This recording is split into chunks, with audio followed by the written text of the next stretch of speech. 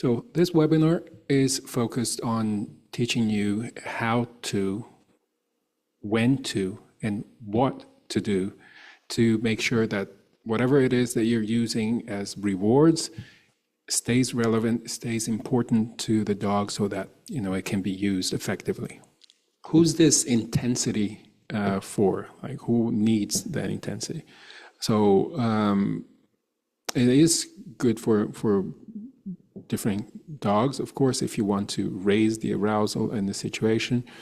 It is good for increasing attention, especially if you're doing behaviors that the dog is stationary or having, to be too controlled.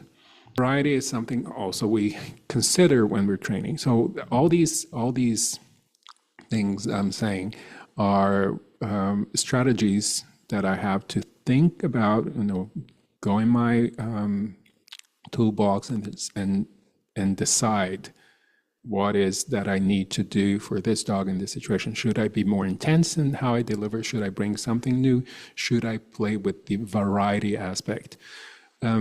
Variety will prevent boredom, okay? So naturally increases engagement and also perseverance. So the dog will, insist more in the behaviors. Right. Then now it's a different one. Yeah. So the dog gets a remote reward from the treat and train in the corner. Out. Right. Again.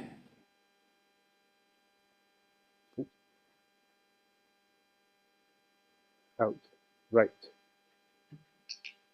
And then back to, so that flexibility, the dog is totally sure when he hears the marker, Right. where he has to go, Get it. where the reward is going to be available.